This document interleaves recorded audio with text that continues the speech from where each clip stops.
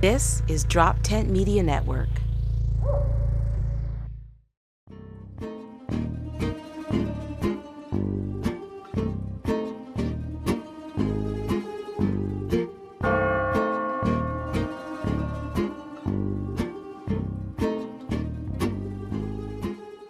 Back in. We're back in. Yep. Called him a fat bitch. I mean, Okay, But granted, he sorry, wouldn't- I wasted 90 seconds. Granted, he wouldn't rate your cock, which is not cool of him. So so fucked up. and you're always I don't know if I have begging. something to ask you. Yeah, just if your budget. You know what's crazy is like No, never mind. I've never done. I don't think I've ever done the video cock rating. Mm-hmm. Cack. Cack. It's funny. Yeah, call it. Cack. I'm doing cack rating. Hey, yeah. I'm rating cacks. Mom, what's for dinner? I'm doing cock rating. Line up. Get your cacks ready. Cack will 39. I like have done like messages, Yeah. Mm-hmm. but for as like insecure people think women are, like I Sure. can't imagine paying someone to rate my tetas. No.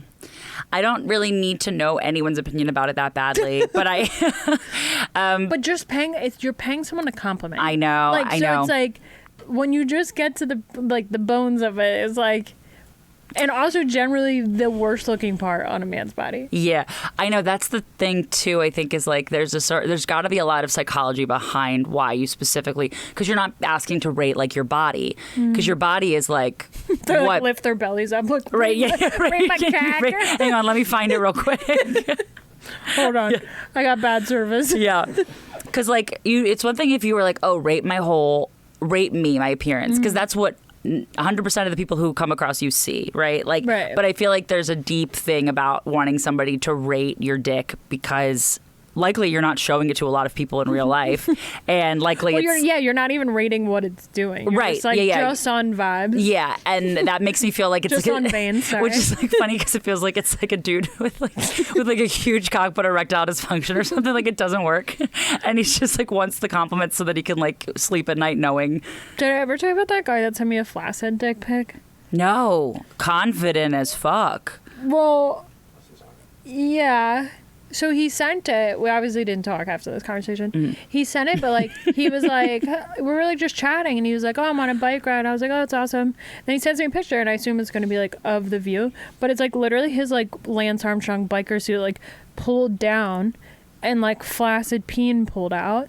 And I obviously said, Sweaty post bike ride, flaccid peen, all pressed up from sitting on the bike all day. I said, haha, why the fuck would you think I want to see that? And he got so mad. So mad. And then that was it, obviously. But I was like, I can't imagine being like, hey, just finished a workout. Here's like my sweat vag stains. Yeah, right. Like, do you want? I was gonna say, like, yeah. What's like the girl comparison to that? Nothing, because guys like everything. That's true. Yeah. Mm-hmm. No, well, I feel like it would be like asking somebody to like compliment your hair after a workout.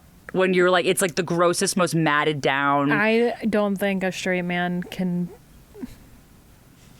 I'm sorry. Yeah. I want to be on your side, but I honestly think if a man is trying to fuck me, even like if I showed him this greasy pony right now, he'd be like, "Oh, I love a slick back." Comment below if you would slick back. He'd be I like, wish "Oh, the camera perfect. did justice. Perfect. Perfect. You're already so wet. Like literally just my scalp. Yeah. Right. You can slide up here. I'm picturing you pull it off, and you know, have you ever seen Scary Movie 2? Yeah. You know the butler in Scary Movie 2, and he only has the long hair, but he has nothing up top. Just yeah. Like you're completely bald except for like stringy long hair underneath the hat. Okay, that's called a skullet. Okay. Shout out to Ronnie Fleming, Pittsburgh comic. Okay. He had a skullet Skullet is podcast. great. He just shaved his skullet recently, though. Skullet is great. Yeah. Yeah. I'm just picturing you pull off your hat and there's nothing underneath the top, and This still guys are like, ponytail's we love a attached to slip my back. hat. Yeah, you have one of those hats that has the built-in ponytail. If I take this off, I just have a built-in visor for some reason. What a time. Should I discuss what my therapist said to me? Yes. Okay. So Jamie has a new therapist. First New of all, therapist. huge. Shout out. We She's love a already getting shout self-care out. bitch, fat bitch. Yeah, self-care. fat bitch. This Yeah. might not make sense. Are we starting? That's why my We've started. therapy's virtual, so I log in as fat bitch. Yeah. Right. Just so she knows who she's talking to. It's fat bitch 69420. Your therapist, like, first of all, LOL. LOL. Yeah, so I checked in, like, today was just my second time meeting with her. And last week I talked about something specific, and then this week I wanted to talk about some habits I have, like, in terms of, like, just, like, day-to-day, like, my patterns with, like, cleaning my house and patterns with saving money. Like, cycles I get into. So that was, like, my topic. And 2 minutes in the conversation. Which, let me just say, I do know where this is going because you told me already, but even if I didn't, two totally normal things. Like, I would say universal things, no matter who the person is. I think those are two things that any human being would be like, yeah, I'm an adult. These are things I focus on. Yeah, where I was saying I'm just kind of, like, getting in a rut where, like, I love when my room's clean, but then, like, I'm one of those people that, like, oh, if I, like, to take off a shirt and put it down, all of a sudden there's a mountain of clothes. Sure, like, yes. And not overwhelming. So I bring this up with her, and, like, her first response starts with, oh, as a person with neurodivergent tendencies, sentence continues. And I was like, okay. Because it was just, like, the first time, you know, you see all the TikToks, you see this, you see this. I've read enough. I've told enough jokes on stage where, like, I know where I'm falling in the categories. And to be clear, she wasn't saying, like, she herself has them. She wasn't saying, like, as a person with neurodivergent tendencies. She was saying, like, Jamie, so since you know you have autism, here are some things, and you're like, excuse me? Yeah, and it was one of those things where I was like, okay, neurodivergent is like anything. ADHD. So many, OCD, so many of the categories, which is what my bit is always. Because Yes. everyone thinks it's like little autism or big autism versus it being like the 7 or whatever categories it is. And if you fall under like certain levels of each. Oh, wait, I want to know what the 7 are, though. Do you know, or can I ask Neil to look them up? No, and also 7's probably not correct. Okay. Well, keep going, but I want to know. Yeah. So she said that, and I just kind of like stopped and was like, I didn't even address it with her because I also like, yeah, I'm gonna assume neurodivergency like would be a solid umbrella to fall under as just even a comedian. Agreed. That's why like so many comedians have jokes about autism and stuff. I was like, or what did I see? Ariel Elias had like a really funny joke about she said the funniest heckle an audience member can say is like move on or go to the next joke, because she said if comedians could let things go they wouldn't be doing comedy. Yeah, right. Yeah. And I was like, so she said it, and like maybe I need to bring it up next session because it wasn't like she just said it. It wasn't like accusatory. It wasn't like anything like you need to address this. Well, it's like she said it like assuming that there's no way you don't consider yourself that. Right. Which is, yes, already kind of funny that she did it like that. But Someone she did it with known good me intentions. for an hour virtually. Yes, right. Yeah, virtually is even funnier. Brutal. I don't know why that is more insulting when it's virtual. Yeah, because like just you could see such little body language, but she could still feel it. Yeah. So I was thinking like I've done this joke on stage for a while about why I won't get tested as an adult, but I was really thinking, I was like a lot of things people say about getting tested as an adult is like it helps your relationships. Like you might have tough relationships, but I was like, but if someone can only be nice to me like or like rethink conversations we have, like Jamie didn't see it that way, because at a base level like a lot of people are neurodivergent and a lot of people see your conversations differently. So I'm like, if I need someone to like my therapist to like give me a stamp of approval for people to be nice to me, I don't want it. But that's probably something else neurodivergent where I'm too petty. Well, I think you're also onto something about just the fact that when you have something that like we've talked about before is like invisible, like you can't tell. And granted, if somebody is neurodivergent to the point where like they are pretty far on the autism spectrum or something, and you don't need them to tell you for you to know early on in a conversation, like people do give them more grace, right? And in a good way, in a way that like helps society continue moving. But I think it is a weird middle ground to be someone like you who's like carries yourself so well. Has you think like, my family's going to change how they treat me? Like no, I think they're going to call you retarded. I was like, if anything, they're going to be like, yeah, we know. Yeah. Yeah, it's been a struggle our whole life. It's going to be like when I told my family I was bisexual and they were like, yeah, And I was like, I was waiting for someone to be upset. Yeah. Dad, you were mad when my sister said she was gay. And he was like, did I tell you what my dad said when I told him I was gay? Remind me. Yeah. So my sister's gay, and my dad was her, and she lives with him as my stepsister. So like he was never happy about it ever. Always like, he literally thought like watching Glee made her gay, which is probably true. Because Glee made us all why gay. is my daughter not getting railed by a fat guy? Right. Right, like any dad should want for their kid. Yeah. And to help out the situation once where he was being very unkind to her about something, I said, like trying to be brave and stand with her in solidarity. And my best friend Caitlin was there with me at the time, and I thought like, okay, this is going to be, I'm sorry you have to see this because this might get ugly. But I was like, you know what, Dad? I'm gay. I'm bisexual. And he was like, yeah. And so, but here's the issue with Brooke is blah, blah, blah. And I was like, oh, wait. No. You were so mad when it was her. Why, whatever. And he goes, what was supposed to tip me off your whole life, the flannels or the Converse? And I was like, you motherfucker. What is Brooke wearing? Like cocktail gowns every night? She actually is very, very femme. Oh, okay. Yeah. She is very, very feminine, like cutesy. So he She's just very was, Zooey like, Deschanel. stereotype surprise. Yeah, but it's like he was not surprised at all, and then I found out he had just been sitting on this his whole life, and I was like, I kind of wanted someone to get upset. I didn't want it to be like, yeah, we know. That's Yeah, so we know. funny. Like sometimes when I say it on, like I have that joke I've been doing on stage about when I say I'm bisexual, depending on how I'm dressed. And then I'll say like, which I know I probably didn't have to say because like I'm in the uniform. And like sometimes I say it and people just sort of nod like, we know. You've been up here for 3 minutes, so we know. I've been having the opposite, and this is going to sound bad, but like Go ahead. when I say I'm in a relationship and people don't clap, I'm like, didn't you guys hear how insane I sound for the first part of my set? Right. And I'm like, are you surprised? But then I realized like people, way crazier people are in relationships, so it's not a big deal. I thought you were going to say that people think you're gay. Like people were surprised when you say you were in a relationship with a man or something. I haven't gotten that in a while, but I also think I tip the point of being so scary that I think I go past gay. Agreed. Yeah. Mm-hmm. Like I don't think. Whereas like I'm like there's a part where like people think like butch or like stronger like gay women as like intense, and I like tip past and go back around the straight. Past that where it's like women are a little too sensitive to even be with Jamie romantically. They're like she would hurt them. Yeah. No, but sorry, all of that was to say that yes, I feel you on somebody just not being somebody just assuming like, oh yeah, do you not know this about yourself? Everyone knows this about you. Well, it's like, what am I gonna do? Like have a big dinner with my family and be like, hey guys, like I was diagnosed like neurodivergent, like here's how this may have impacted our relationships. Yeah. They're all going to be like, okay, like, what do we do now? Mm-hmm. Be more patient and kind to you? Because we're never going to do that. Do you think, though, there's a level of, like, if you were to say that to your family, that it would make them then reflect on... Because you know how, like, families have a lot in common with each other, right? So do you think it would make people defensive because they would be like, well, I do that too, but I don't have autism. I'm not neurodivergent. I don't, whatever. Yeah. Because I can see that being an issue with like any family when their kid says like this quality is neurodivergency, and then the parent has that quality also.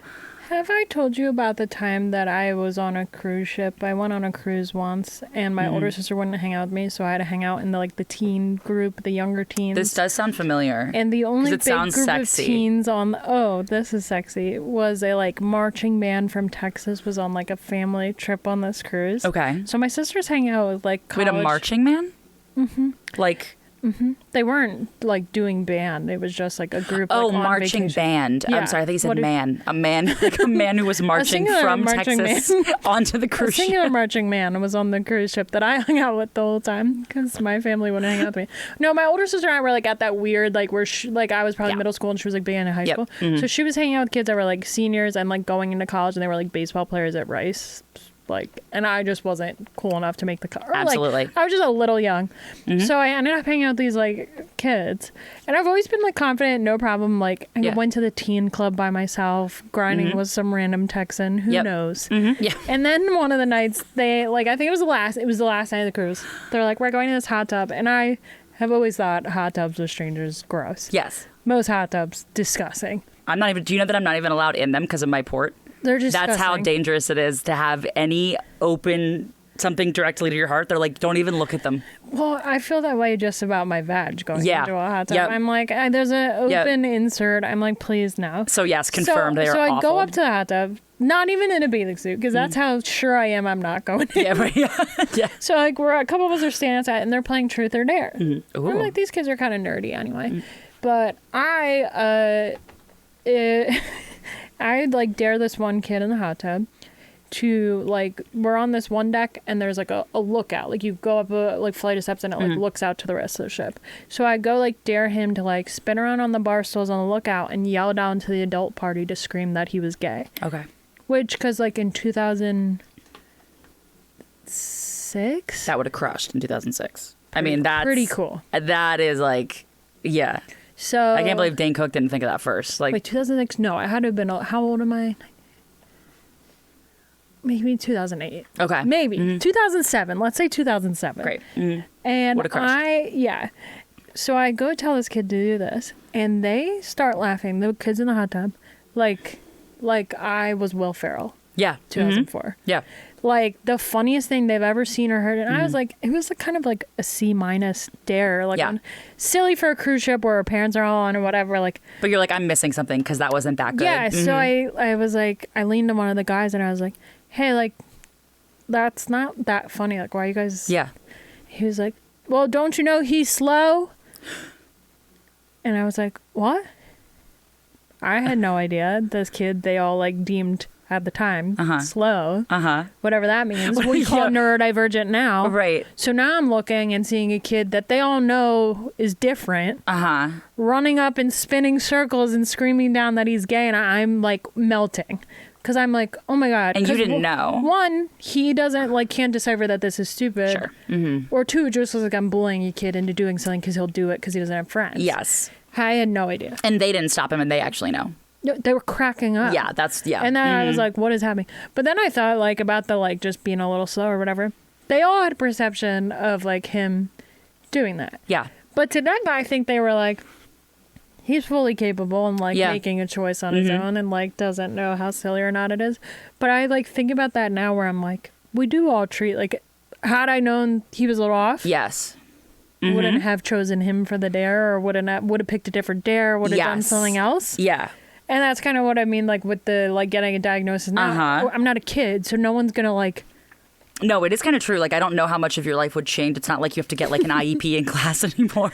I will like say, you're going to like, get more time for homework. For one of our premises, now like that I brought this up seems crazier than ever. Okay, go ahead. Because the thing I said is that we should add, it's something I want to, not a resurrect, but just something I want to bring to life, is having those, like, you know, the signs you get at a Brazilian steakhouse, like a fogo de chao? Yes. Where you flip them over. Having them in regular life.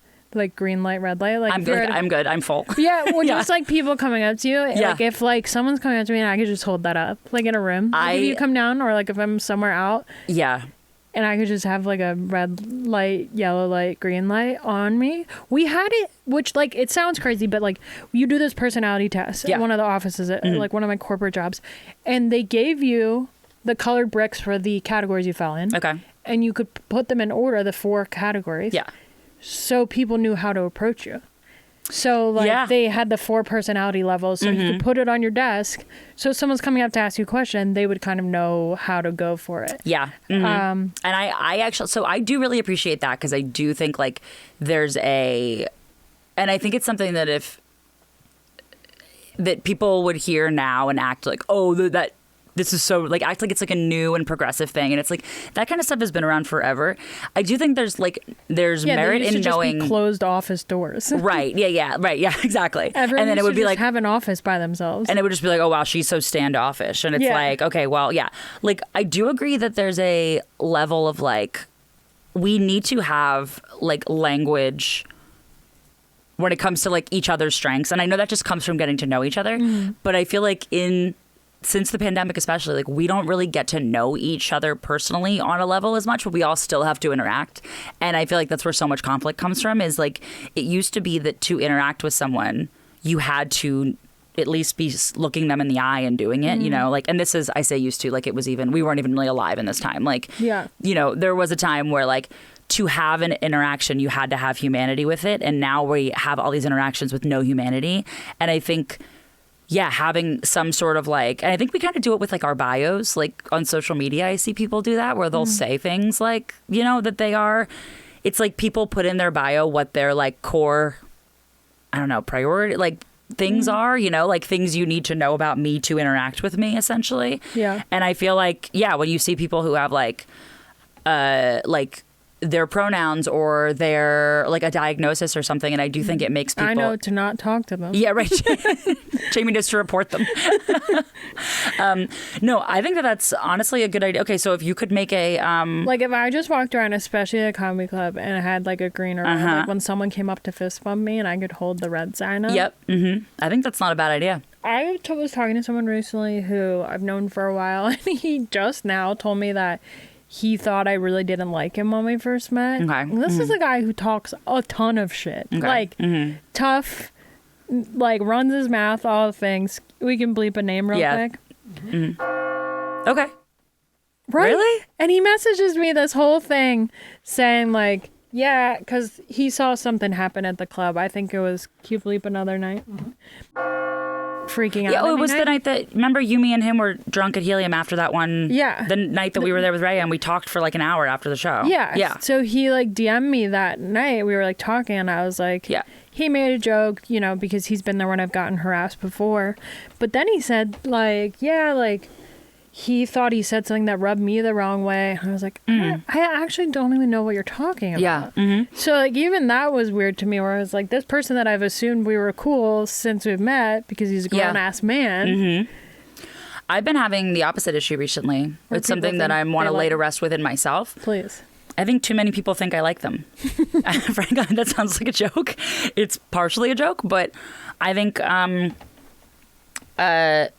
don't know that I would say I'm, because I don't think I'm like overly polite. I'm not like a. Yeah. It's not like people would be like, "Oh, she's a sweetheart." Like I'm not Yeah. like that. I think I'm pretty maybe deadpan, but I think Don't you think people want to be friends with you more?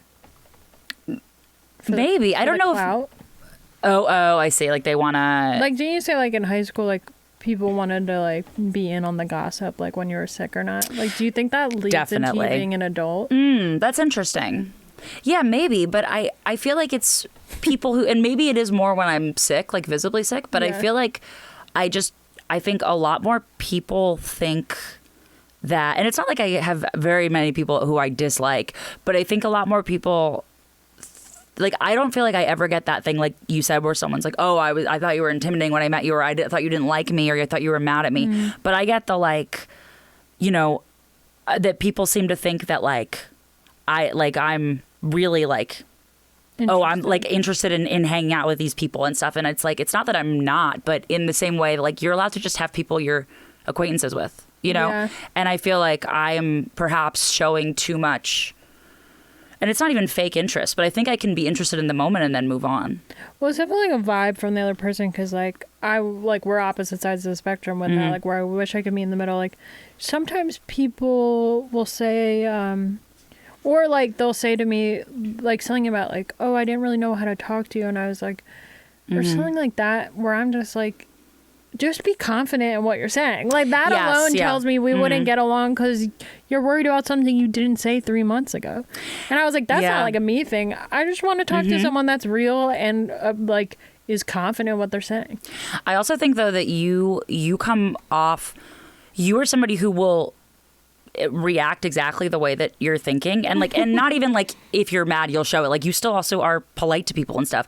But I think that people who are really insecure flock to people like you. Like when someone is like really like when someone has like daddy issues, there's nothing that they want more than like your approval, because you have this like everyone's stepdad vibe to you, where it's like, I'm listening to what you're like saying. Get off me, Right. vibe. Yeah. Well, it's like, and stepdad specifically, because I think you in the way that like you don't love everyone unconditionally. Like there's a condition, you need to also treat people what correctly. are you bringing to the table? Right, exactly. And I think like that's the difference between like the dad and the stepdad vibe. And I think that people who have that like kind of innate need for like, you like me, right? Like they start talking to you and then their brain is screaming. Like, you know, that's okay, I'm sorry to bring up The Office again. No. We'll have to hit something for that. You know when you. Yeah, it's me. Just can you hit Smack me across yourself. the face? Yeah. You know in The Office when Robert California first starts and Jim is saying to Pam is engaging with him and then sits down and panics. And she's like, I blew it. And he's like, I don't know what it is. You just get so nervous around. And he's like, every part of when you're talking to him is just like, ha ha ha, ha, like crying. And she's like, I don't know what it is. And I feel like that's how people act with you, where he's a very confident person and people don't know how to take it.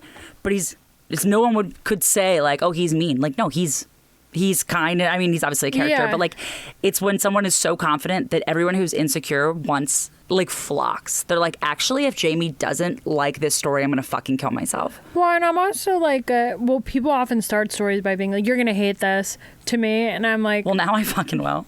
well, I actually hate that. Yeah. More than anything, because I'm like, I don't like being told how I feel. Yeah. And I'm like, if you think that I'm going to hate this story, why are you still talking? Yeah. Why are you telling me something you think I'm going to hate? Yeah. That's like me going up to you and being like, I'm eating something with apples. Yeah. Like, knowing that you're allergic to it, just mentioning it, like, what? Like, I would never walk up to you and be like, unless it's something I need to tell you, I would be like, you're going to hate to hear this. Yeah.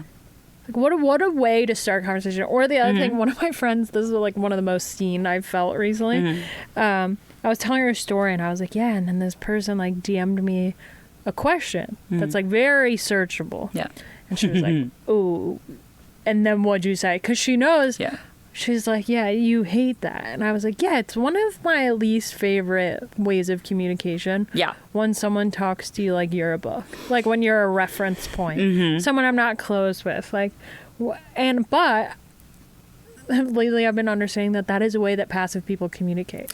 Big Just time. getting that reassurance and like, oh, like Jamie let me know that the open mic is at this time. Like something they could look up. Yeah. But when people ask me stuff, I send them the link. Well, I also think that there's like if you're somebody who, because I used to be this way a lot, where I was always so anxious of people being mad at me. And like, if I felt like someone was mad at me, I was the kind of person who would be like, they probably don't want to talk to me then. But then I would notice other people who are similar to that, where they think everyone's mad at them. And if they think someone's mad at them, they want to start a mundane conversation to test the waters. Yeah. So then they ask a question that, oh, what is this? Flash flood warning, sorry. Oh, there's been a flash. Okay, we know. They want to bridge the conversation to feel out how you're feeling about them, so they do it with a question that's insanely Googleable, or like they don't even really want to know. They're just trying to like feel out the waters, like just to talk to you. And like that is so infuriating, because it's like,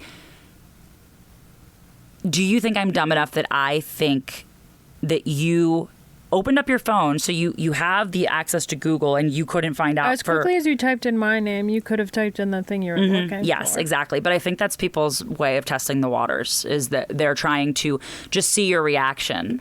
Instead of just like being like, hey, I just want to catch up, or like say the thing that they're looking for. Like, Hey, how have you been? Mm-hmm. yeah, like, hey, how are things going? Like, how's this, whatever. Like, I will never be able to wrap my head around that. That's hard for people. And I always think it's interesting that I fall on the neurodivergent thing. Yeah. Because also, I don't watch Love on the Spectrum, but I know people are always like, it's incredible. These people just say how they feel and they're so direct. And I'm like, why is that the divergent? Yeah. Why is that not our baseline, is being honest? Like, people are shocked by honesty. And I'm like, we are so societally conditioned to think that lying and preserving people's feelings, which doesn't help, is helpful and is the norm. Versus like when I say how I feel about something, people are like up in arms that I was supposed to act like if I'm somewhere I don't want to be, and I state that, ugh, I don't want to be here, and everyone's like, oh. Yeah. I'm like, oh, what? Like, I'm sorry, can't... do you want to be here at jury duty? I'm sorry. Well, and I'm like, I'm also not saying in a negative way. I'm just like saying like, factually, not my thing. And like, I think that about when I see people post about Love on the Spectrum, where they're like, I wish everyone talked like this when, you know, this guy is saying exactly what he likes or what he doesn't like. I'm like, on what planet are we looking at these people and thinking Like breaking barriers. Yeah. Yes. Like, that's so confusing to people. And then people sit here and watch fucking, what is Love Island? Yeah. And the whole conversation is like, brah. I'm not mad. I'm just blank. Yeah. I'm not mad. I just think it's I can't funny watch, people how. are like, are you watching this show? I was like, I actually can't sit there and watch men and women with that much filler just going blah, blah, blah. That's what I hear when I see clips of the show. Yeah. In all respect, like, get your bag, do whatever you want, be hot, get on TV, like, perform however way you want. But I can't sit there and watch that. Like, that's love on the spectrum to me. Yeah, that is. Yeah. Like, that is love the on the spray tan spectrum. veneer spectrum. Like, holy moly. Well, is it Wes Anderson or Baz Luhrmann? I think it's Wes Anderson, where like he writes the director who like he writes his movies where everybody says, the characters all say exactly what they're thinking, and it's very stylized and all of that, and people will be like, oh, like, why was that movie so weird? Everyone's so blunt. And it's like, yeah, quirky. And it's like, he basically writes like as if a world where everyone were on the autism spectrum and were talking to each other just exactly what they think. They don't come up to each other and do like, you know, that John Mulaney bit where he talks about Mick Jagger being like mean when he hosted SNL. Yeah. And he's like, he's not mean. He just lives in a different world. He's like, when you hit a certain point, you don't have to enter someone's office being like, knock, knock. Like you don't have to ask for a phone charger. Like you just get to. When you know people want this experience. Yep. You just get to say phone charger and one appears because like you're allowed to do that. Is it rude?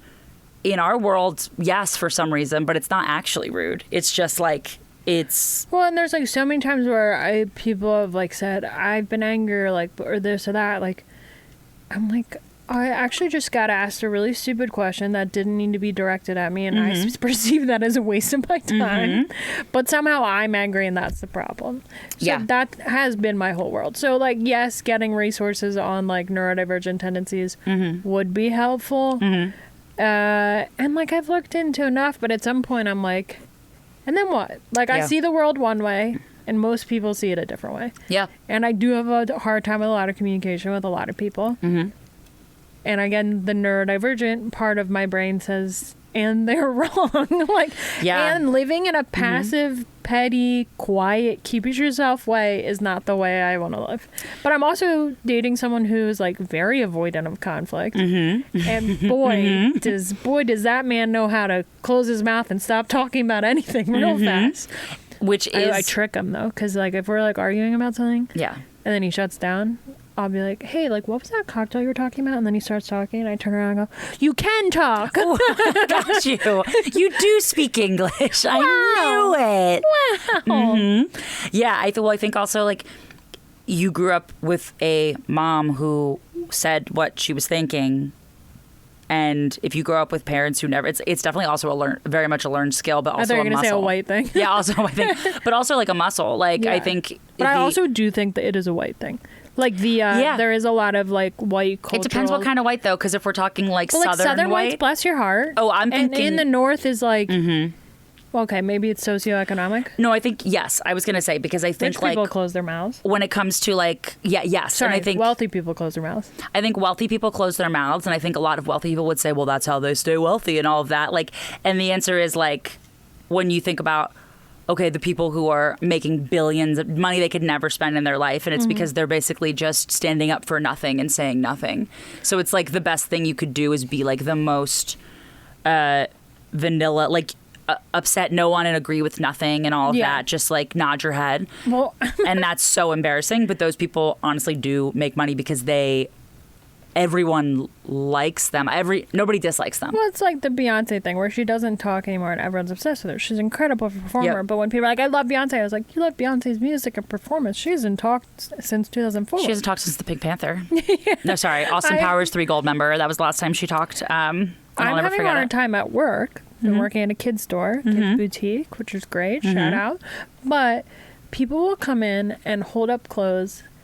And I'm working retail. They will hold up clothes and say, is this for a boy or a girl? Yeah, can you tell the story you told me last week? About the apple? About the outfit that was too gay or whatever, but it was, and then she bought twice as gay outfit. Well, and again, it's all perception. Like, people will hold up clothes and say, is this for a boy or a girl? And I have a hard time with that. Because as someone that's worked with kids, as someone that sees kids, like, pays attention to kids in society, my brain says it's for a baby. Yeah, It's for a shit diaper, gonna barf on themselves, roll in the mud, baby. Yep. Probably won't leave the house. No one is looking at the clothes, baby. But what I have to say is, I totally understand that color palette may lean this way, but the clothes are all gender neutral. Like nothing really leans feminine or masculine because they are babies. And then all the people who live in Society Hill where it is are like, ugh, it's so woke kids' clothes over here. I just will ask a different question. I was like, if we're looking for a different, I just steer it a different way. If we're looking for a different color palette, like we have more neutrals this way. Like if you're going like pretty stereotypical boy, like we have this, like I'm open and I get the question because I also reflect on like it's a societal problem. Sure. Where they don't want to hold their baby and be like, your boy's so cute. And they're like, it's a girl. Like, and if it's not their baby, if they're buying a gift for someone, they're probably there's like... so many layers to it. Yeah. But I know people get really offended when I say the clothes are for babies. Which is so funny on paper to me. Where I'm like, we might need to cut this out so if you just note this. I'm like, like men's and women's clothes. Yeah. All clothes are gender neutral. My clothes do not have titty holders. Like they're like your pants don't have like they're cut differently, but all of our bodies are cut differently. Yeah. Regardless of gender. So when people like come in, especially for baby stuff, but there is statistically, you know what the difference is? They make girls' clothes with less fabric starting when they're babies. Yeah. The sleeves are shorter, the shorts are shorter, starting as babies. So if you want to ask me what's more feminine, it's just what's sexier. What different. is more fuckable, frankly? Yeah. And then I'm like looking into like the sociology, like brain wave, like of when we started like gendering inanimate objects. Because someone, I held up an outfit that's orange and yellow, has an apple on it, and someone told me they thought it was too feminine. And they were like respectful. They were like, totally understand everything gender fluid, but to me this is too feminine. And Fellas, is vitamin C gay? And is being a little tiny baby gay? Is it gay? So I like held up another outfit and I was like, here are options. Total, like, because I don't want to offend them either. Sure. Like trying to make a sale, like trying to like get it moving. I can't change society and like. Yes, agreed. There's so many things where I just was like, it's for a baby. Like if that's not what you're looking for, like you can't ask me basically. Because my opinion is like. It's a blob. Yeah. It's a blob that's about to shit in this. So, like, whatever you feel comfortable getting, get it. So, this person who thought that Apple was too feminine proceeded to get a clothing brand that's, like, not made in America. So, the bathing suit's cut very differently. Okay. And it's cut in a way that, like, we do not see in America often on, like, a little boy. Like, they're, like, little tiny shorts. Like, being attire. The kind that you see, though, currently on, like, frat boys. Like, the whole, like... trend where like that became a thing where like straight frat guys wearing the like chubbies, the shorts that are the like shorter. I mean like the Euro, like the Speedo short kind of thing. Okay. So like tiny, like totally fine. And again, they're babies. Like it's not sexual, it's not gender, they're children.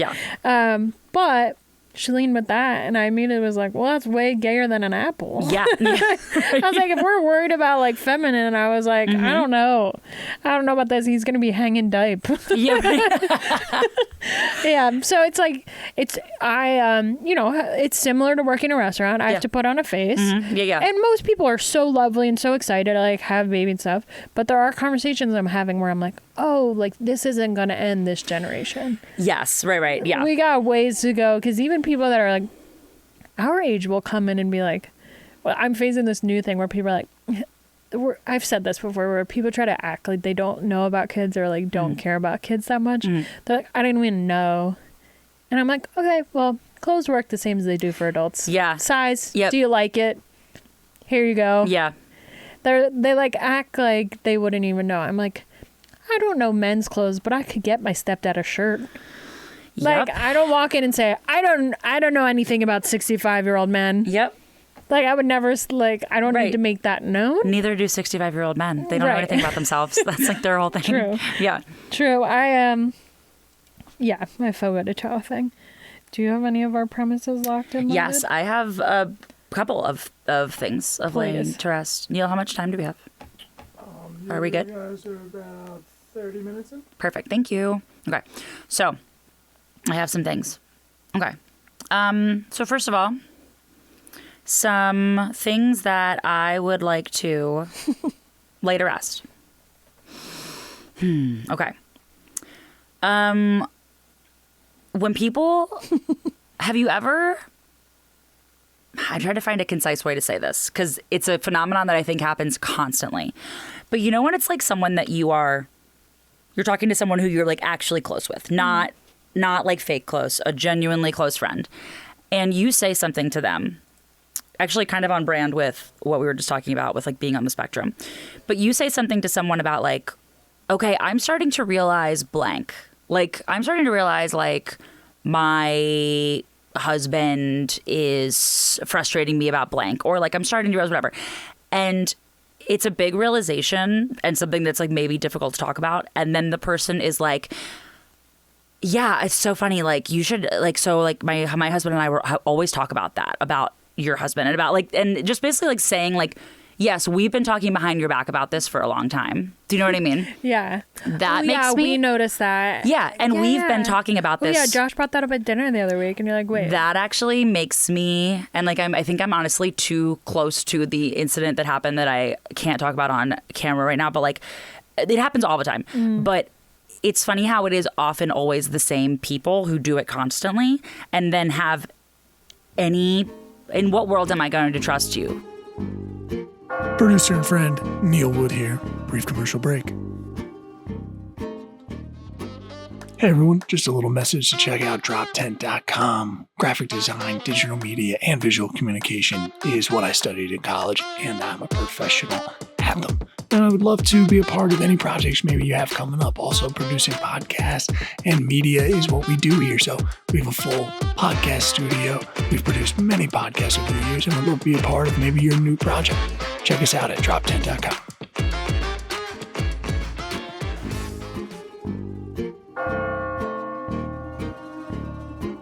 Like, did I ever tell you that story about someone I went to high school with who was telling me a story, and I mentioned something, and they said one of their parents worked in healthcare. My stepdad works in healthcare, and they were like, "Oh yeah, my parents' patient knows your stepdad's patient."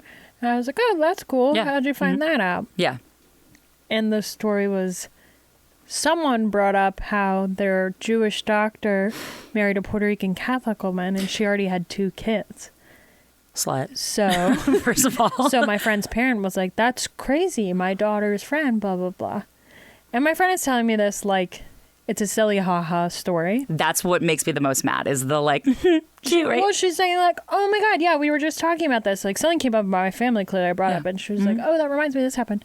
And then I had to look at her and be like, your parents were talking shit about my family. Yes, and they act like it's like cute because they just like they want were to say gossiping. it. On Thank what you. planet in 20 whatever year were they talking about interracial marriages in a positive light? That is a perfect example. And the fact that that when one person mentioned that really specific thing, someone else who clearly only thinks of your family as that definition, like doesn't think of your family as like your actual names. Offering us up as like gossip. And like, yes. Honestly, there is a chance they were just having conversation about mixed race, mixed religion marriages and like getting married with stepkids. Like, but the conversation is not positive. I can presume in my heart of hearts, 98%.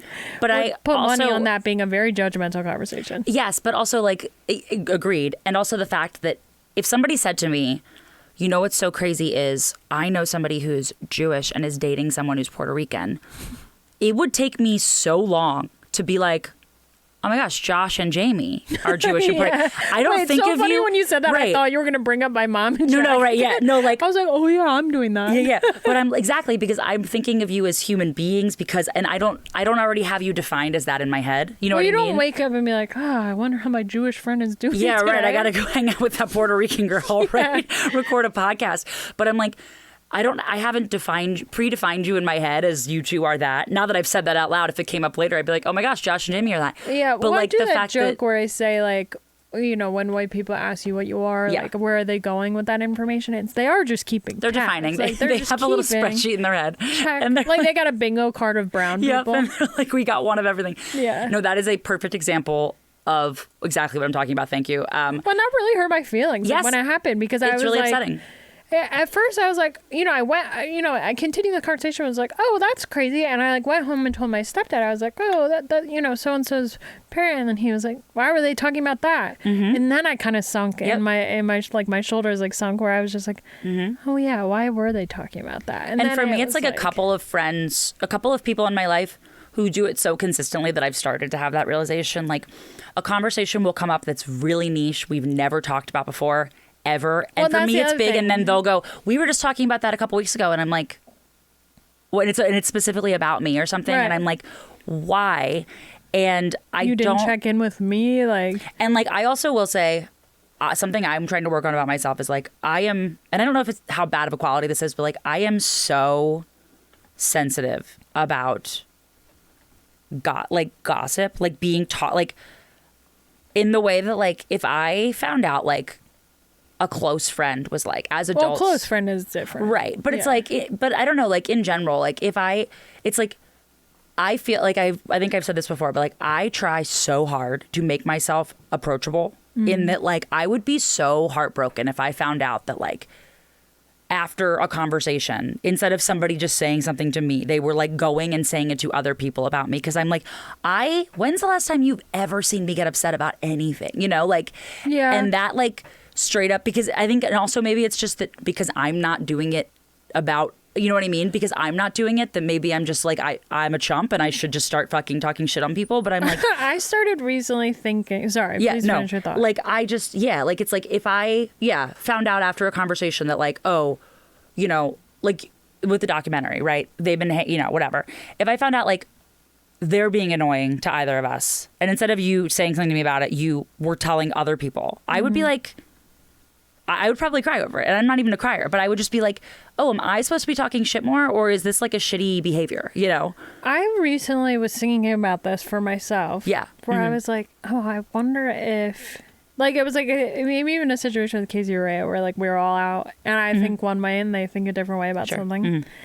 And I went home and I was like, I bet they're discussing how I reacted to that. And I didn't, non-emotional reaction from myself. I was like, yeah, and that's not my business. Friends sometimes need to discuss other personalities. Yeah. I know I can be difficult and harsh, and like they came to visit me at the beach, and it was like after my family and I had a tough conversation, so I wasn't in the best of spirits. Yeah.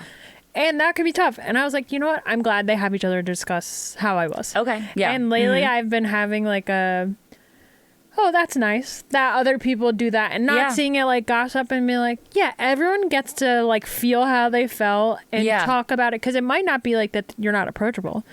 I'm on the end of where I know people think they can't approach me with certain things, but I also know that like, yeah, they should be able to talk that out. Like if I was in pissy mood or something, like you and Josh, like I hope he can, like if you guys saw me being in a pissy mood, like I hope you two could have a no, you're Jamie's really off today, like but you also like if it's something they need to talk with you about, I think is different than sometimes you're gonna be frustrated with a friend and not want to tell them about it and just be like, because sometimes I'm in a mood where I'm like, oh my god, everyone's being so annoying, like this annoyed me, and like then you tell like a neutral person that wasn't there, and then you're like what is that? Oh, I can't even think of what show it is, but they like come up with the phrase, I think it was a podcast that has this thing where they come up with a phrase where you're like, you know, when someone goes to tell a story and they're like, she's so nice, like I love her, but yeah, and there's like a phrase they use where they just like collapse that, because it's like, I don't need to say that. Like if I'm like talking to Josh about one of my friends, I don't need to be like, I love her, but, because that seems disingenuous. Yes. Like I just start and being like, hey, I'm really frustrated by something that happened today. Yes. Okay. Yeah. And then I'm like,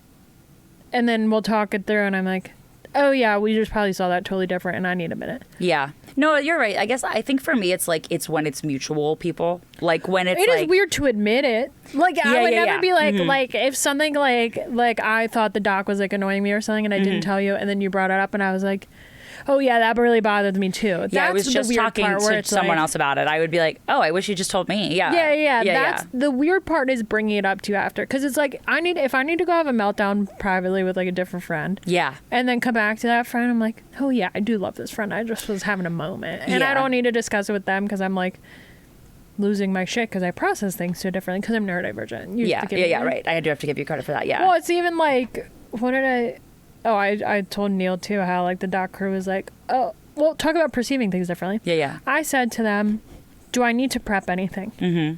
And also, Doc Crew, for those who are listening, if you haven't listened to our past ones, is that there's people making a documentary about me, and they've been, now Jamie's very involved because she's involved in my life. So when we say Doc Crew, I mean documentary crew, and they have been, yes. I only say that because the amount of times in which I say Doc Crew casually and someone thinks I mean doctor because it's me. Oh, yeah. I don't mean a medical In my crew. brain, I thought like doc, like boat. Oh, yeah. Mm-hmm. Yep. A lot of options. So, yes, we mean documentary crew. Mm-hmm. Yeah. So they texted me and I said, do I need to do any prep for this meeting? Mm-hmm.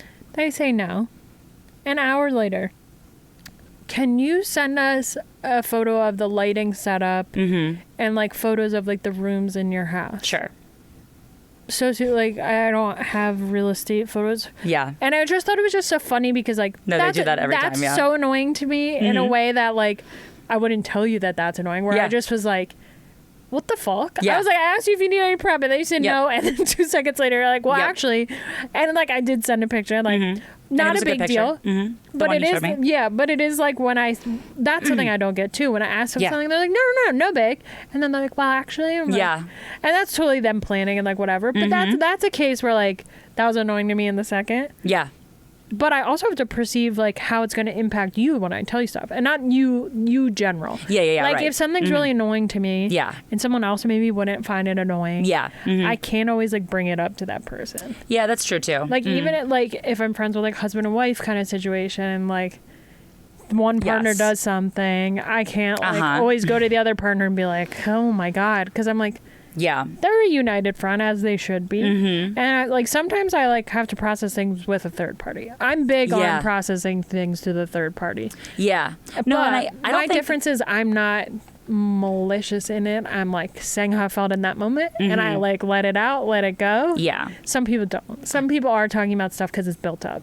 But I also think though that you do a good job of talking to a third party. Like if you are upset about a friend, and then you would talk to somebody who also doesn't need the preface, like you said. Yeah. Like, don't get me wrong, she's great, but because I it's somebody who also knows. If I spend time with someone, I think they're great. Right. But also, you only would talk about it with somebody who knows that about that person already. Like, what I really can't stand is when somebody is just running their mouth to people who don't know the person they're talking about. Like, to then, and then that's somebody's maybe only idea of that person is that. Whereas, like, you know, have a really and you supportive forget. friend. Yeah. Like Rhea, I love. Yes. She's so supportive. So supportive. So sometimes, like, if I tell her, I was like, she will, like, I don't want to warp her perception of someone. That's too. what I mean. Yeah. And I know plenty of people who, in fact, do the opposite, where they want to talk about someone, like a friend who's annoying them.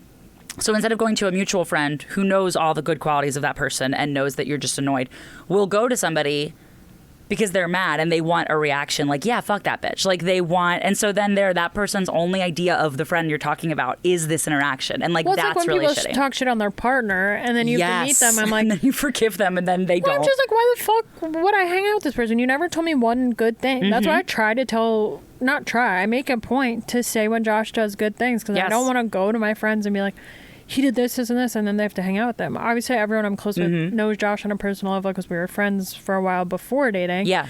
But I was like, I will go out of my way to, like, and I don't do, like, a Josh brag or, like, this, that. I don't preface that. I'm like, hey, Josh did this really nice thing. Like, I want to share, like, and I just say it like that because we should be doing that as equally as we're being like, and he made me want to fucking kill him the other day. No, and and I think that's the difference is like when people go around talking to, because there's also like a middle ground, I think, where I know like I have like friends, especially coming from like the theater world too. It's like obviously very catty world. And so like I have friends where like friend A will piss off friend B, and then instead of friend B talking to friend C, who's close with all of them, we'll go to a person who knows of friend A enough and still has to be around them but doesn't see the redeeming qualities. And so now like it's not even like they're a total stranger, it's that perfect level where it's like, okay, well now you've like actually just ruined somebody's credibility or whatever because you were mad for 5 minutes and like that. And then but most importantly, like to then be like, oh, I was just talking about that. And to do that constantly like makes me... it makes me so uninterested in sharing things with that person. And they don't need to say like, oh, I was just talking about that. The thing they should be saying to you is like, I thought about that because of this, and this. Like, or just, again, it goes back to my thing of just being more direct. Because like, even if like they said like, oh, I had thought about that, I didn't know how to bring it up to you, like, because then you could at least be like, oh, well, you should have, like, I wish you had, and then like tell you that, like, and this thing in particular that I'm referring to is like was something that has been a topic of conversation for a long time, but then I just brought up one new aspect about it. So it's like a conversation that has been bridged constantly. It's like you had so many opportunities, and in fact, in hindsight, and then the person saying like, so the person said to me, oh, yeah, I realized that when blank happened, and blank happened like 5 years ago. And I'm like, that's how long you've been just basically lying. And then everything else they've said in those 5 years has been basically a lie compared to what they are saying before. So it's like, are you backtracking to be right about everything and say like, is that not really true? And you're just saying... That's the other thing. I wish people would just eat it and be like, yeah, I should have told you that. I actually don't know why I did. I was being weird. And then it got too away from me. Like, because if you're a real friend, it's annoying, but you'll get over it eventually if you really want to be friends with that person. But like, I don't know. Like, there's some situations where like I try to think like, this is so small, but it really made me upset earlier this year. Josh and another one of my friends told me that a lot of times when I talk, I think I mentioned this, that they can't understand me, so they just smile or nod. Oh, yeah, that's very upsetting. And I said, what? And they were like, yeah, sometimes you just like mumble or talk really fast, and like I just can't really hear it. And I just was like, I started to cry. I was like, I had to like turn around and I was like, do you know how upsetting it is to like talk to someone I perceive to be close to me? And know the two of you are joking and think it's funny that frequently you can't hear me. So you totally dismiss what I said. I was like, so in my head for the past 2 years, the both of you have just accepted that sometimes you're not going to understand what I said. Because you don't feel like asking me to repeat myself more than once. That's infuriating. And I was like, so how... I would guess a fourth of our conversations, you don't hear a fourth of what I'm saying. Like, I would guess that conservatively. I'm like... And they were just like, it's not a big deal. I was like, no, that's so invalidating to me in my existence that you assume most of the things I say you could throw out. I was going to say that you think it's not important enough to ask again, that you're like, it won't come up again. Yeah, that's very frustrating. Well, someone did it to me the other night. I know I can mumble or speak quietly, and I said something to him that would warrant a reaction. And he just looked at me and smiled. And I was like, okay, I'm not going to say, did you hear me? And embarrass him. But I now have to sit with the pit in my stomach of, this person doesn't want to be talking to me, even though we were fully engaged in a conversation. And I just turned around and didn't talk for the rest of the night. I was like... That's probably what I would do too. Yeah, that really crushed me. Because they thought it was like this silly thing, like, oh yeah, we can't hear you a lot of times. I was like... Both of you like have worked service industry. I know your hearing's bad. Right. Like it's not. It just like really like was the casual way they were saying it. Really was so upsetting, and it's like that wasn't a running joke we had yet. I was gonna say that's I think also annoying is when someone says something that's like as if you're in on this, and it's like, oh, I didn't know that was a thing we all knew. Like, I didn't know that was like a conversation piece that we were like, oh, you know, when this person does this, like, oh, I didn't know that. So, yeah. And the fact that it's so casual to you all is like, this has been going on for a long time. Well, and what you're joking about isn't like, oh, like, I sneeze loud and you all think it's crazy. Right. Yeah. It's that you don't listen to me when I'm talking. Or you don't feel like...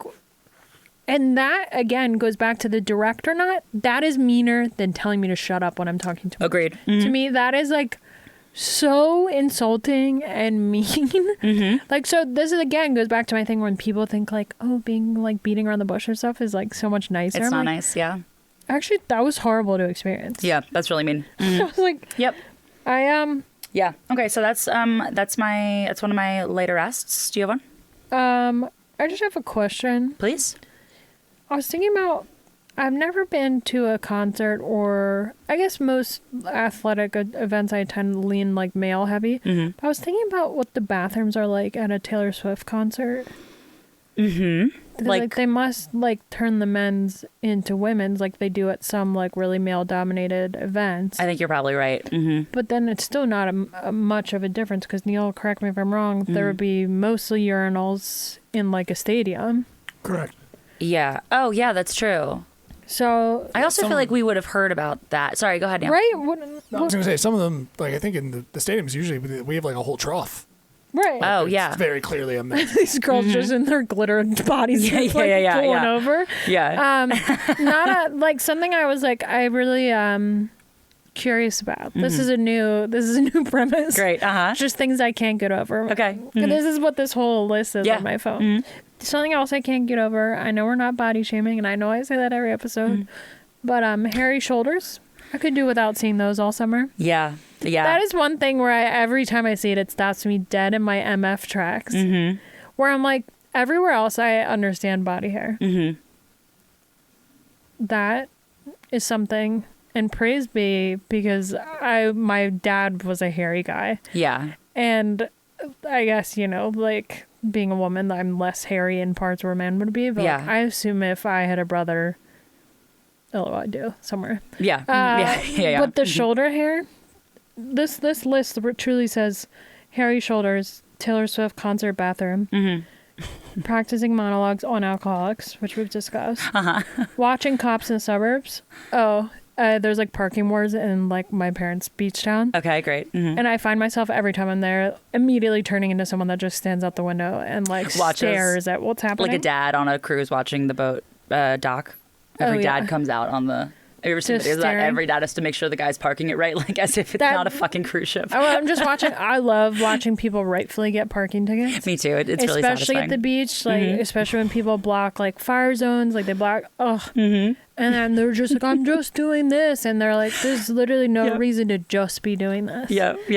The next thing I had was laid to rest. I guess this one would be fundraisers for money I don't have. Like when Democratic candidates are like, if you just give me $5, I'm like, bitch, I voted for you because I don't have $5. Right. Like, do you think I would be a Democrat if I had $5? To if I had give money? away to a Right. rando? Right. Actually, that would be a Democrat. Right. But I like a lot of the fundraisers where it's like, hey, we need your money to do this. I was like, why is it got to be my money? Get your own money. Well, I just like, it's all imaginary anyway. Yeah. Mm-hmm. I don't know. You're right. The way you said that sounded like you're like a Def Jam comic, and that's like your catchphrase. Yeah. I don't know. I don't know. Anyway.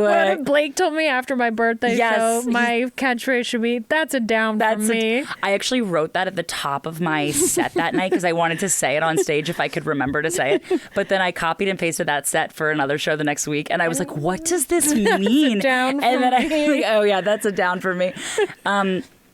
Yes, I was actually just complaining about this. Or explain to me where the money's going. Because when I get $5, I mean, is it going for you to pay MailChimp to give me another email? Yes, it's going to us to get more texts. My $5 is going to your marketing campaign. Correct. Mm-hmm. So we can get more of these.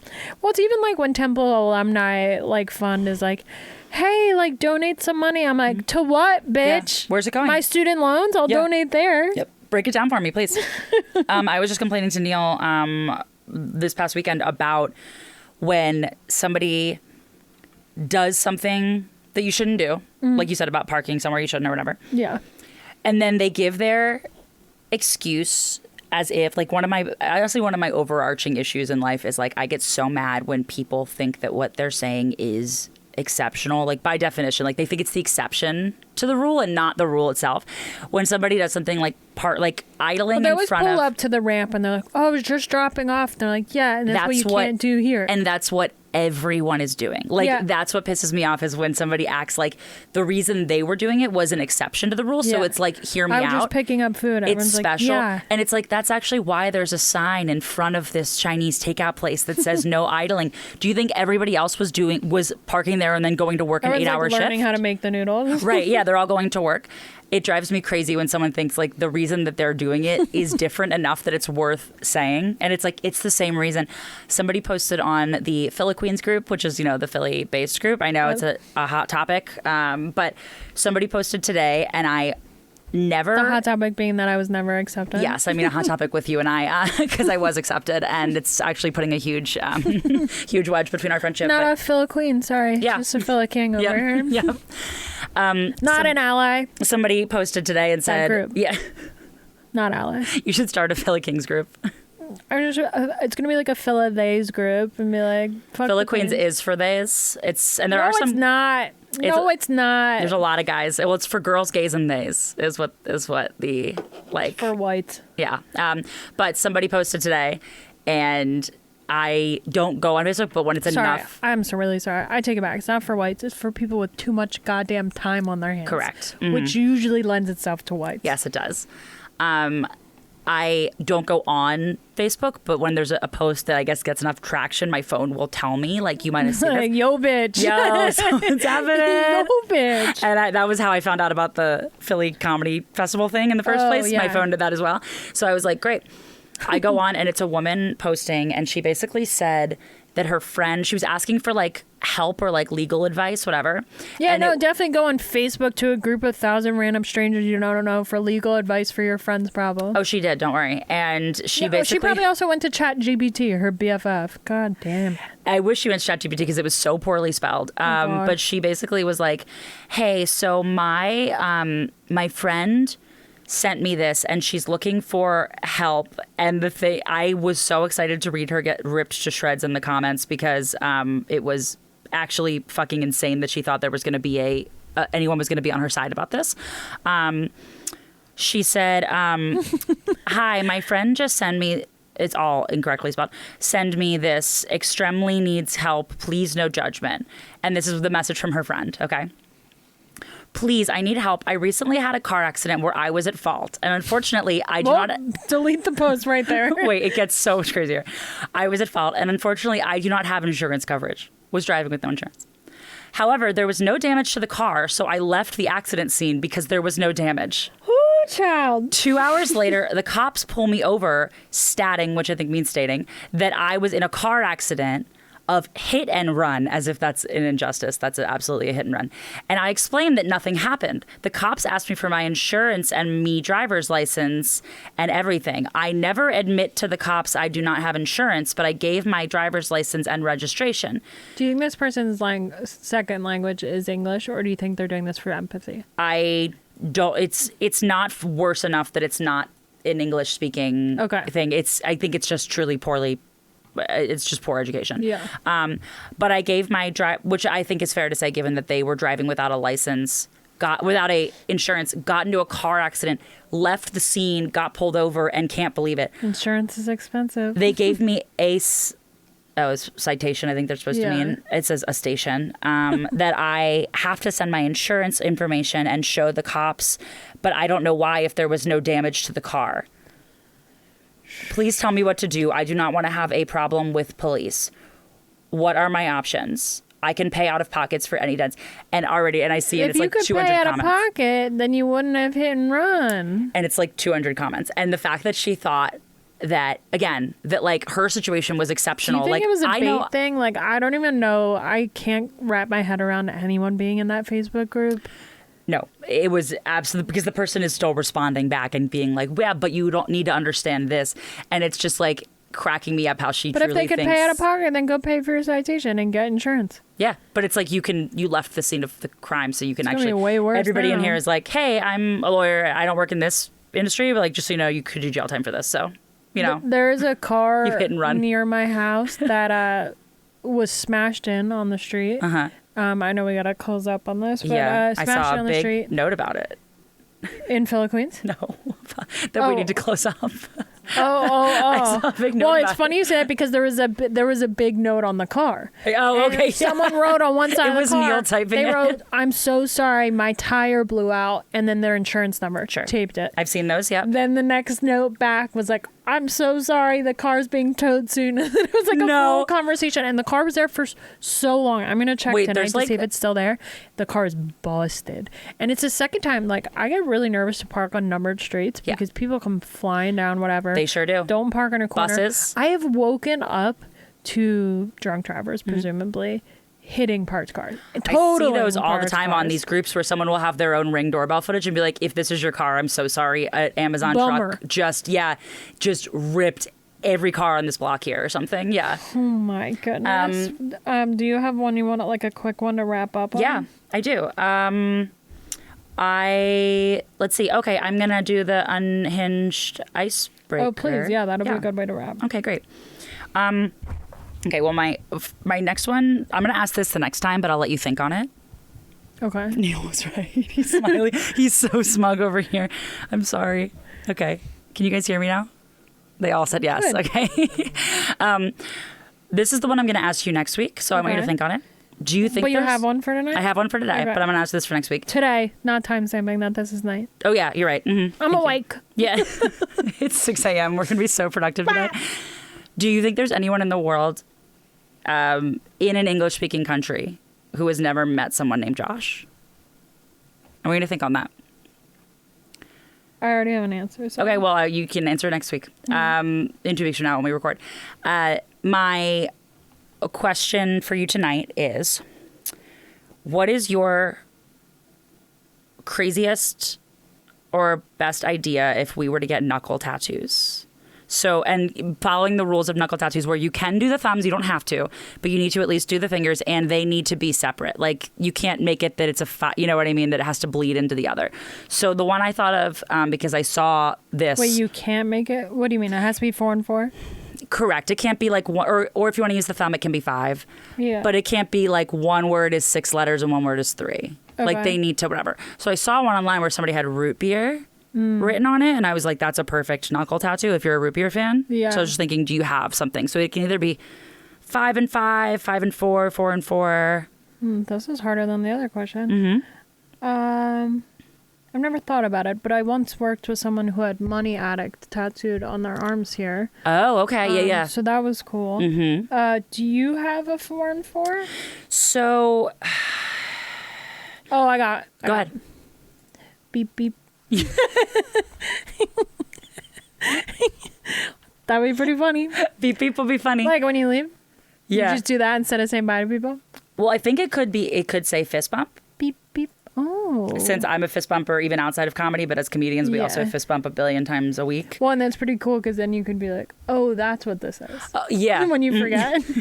And also because I kind of hate I don't know if you experienced this as a female comic. For some reason, the host always tries to shake my hand, but they fist bump everyone else. Happened to me last night. And I'm like, why do you fist bump everyone but a girl? Happened to me last night where... Or they hug me. Hugged. Yep. Hugged me. Just fist bump me. Hugged me. Someone that ran the show hugged me in the green room after. Fist bump, hug. Like duck, duck, fucking goose. Yep. It was like fist bump, hug. And then on stage, the guy was like... Wah, wah, and I like very actively walk out on stage with my fist up. Wait, duck, duck... Goose could work. How many letters is goose? 5. Okay, so we could get duck, duck, duck, goose. Like, it would have to be both of us. You want us to go all the way around? We'd have to be together, or otherwise mine just say duck, duck. What is the since I go on Facebook twice a year. Yeah. Now more recently because of the festival more. But what is like the one thing on Facebook that helps you acknowledge the passage of time? For example, I made a TikTok about this, but mine is I moved to Australia after college, and a couple of people that I knew got people pregnant while we were in Australia. So now they have like little Australian babies. So now I can like note that those kids are 10, 9, turning 10 this year. Sure. So, like, I'm like, wow, like, I haven't been to Australia in 2nd grade. Yeah. Like you can timestamp it. Okay, that's a good, okay, I'm going to say, so for me, I think about, like, when I turned 21. And I just feel like that was, like, I don't know, the beginning of my very adult life, like, enough that I can, like, really remember back to that time. And so I think the year I turned 21 is when Stranger Things came out. Okay. 2016, if that's when that was. Whatever. Whenever I see the Stranger, and I also never watched Stranger Things. Let me say that. I have never watched Stranger Things in my life. But it was such a phenomenon that I think the ages of those kids was very jarring because they were right in a weird age thing where like they still looked like kids, but they only had like a couple more years till they hit puberty and they looked like adults very quickly. Yes. So for me, I think it's those child actors on the show I never watched, but they just were such a big part of the zeitgeist at the time. Your Australian babies are Millie Bobby Brown. They are, yeah. Is she Australian? She's British. She's British. Okay. But she's to my Australian. Yes. Well, most of them were British guys. I knew that. We're getting Australian girls pregnant. Yeah. Mm-hmm. Shout out. That's a good question, though. But I have always appreciated the fact that because my year in school was always the year it was. So, like, I was in 5th grade in 2005. So I can always timestamp. When anybody says anything, I can always be like, I was in this grade, I was this age. And people are like, that was great. And I'm like, it's a very helpful tool. Mm-hmm. That's really nice. Yeah. Mm-hmm. I appreciate that. I only I can think of the year my sister graduated high school, so that helps me. But also my middle school is only 2 years. Anyway, so that was a good wrap up. Okay. What's going on in your life? Where should the people follow you? Yeah. So I don't know when this will be out. Neil, well, we put this out before the 18th. Yeah, we can do that. That's not a problem. Okay. Well, so I have a show I'm headlining at Next in Line Comedy Club in Philadelphia.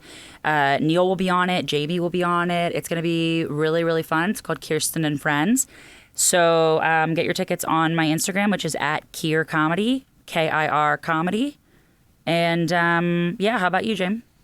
I'm actually going to be on multiple and Friends shows coming up. Yes, you are. Yep. Which is hilarious to me. No, it's good. Go to Kier's show. I will be there, like she said. And you got a big one coming up at Soul Drills as well, July 24th. That's cool. You're running that show. July 24th. Yep. It's like a not game show, but it's a concept show. It's like Hot Ones, but I mean, this will air after, but I will be at Helium this weekend with Lisa Ann Walter, which is cool. Yes, you will. Icon, legend. And I will be there watching her on Saturday. Next on the calendar is Ray is going to see Beyonce this weekend. Great. We're going to see Nelly in concert soon. JB and I are going to Atlantic City, and then we are going to a Phillies game, and then we're going to see Nelly all in the course of 3 days. Yeah, your big ones coming up are your and Friends, Blake's and Friends. Yep. That's August 1st. I'll be at Soul Joel's August 2nd with our friend Liz Glazer, friend of the pod. Amazing.